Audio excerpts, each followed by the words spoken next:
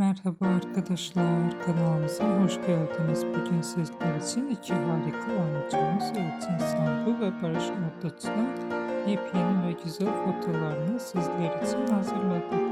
Elçin Sangu ve Barış Arduç çifti Kira Aşk dizisinde rol almış ve herkes tarafından çok beğenilmişti. Herkes onları birbirine yakıştırdıkları için biz de sizler için onların en güzel ve en özel anlarını hazırladık. Bu videoların devamı gelmesini istiyorsanız kanalımıza abone olup yorum yazmayı unutmayın. Herkese teşekkür ederiz.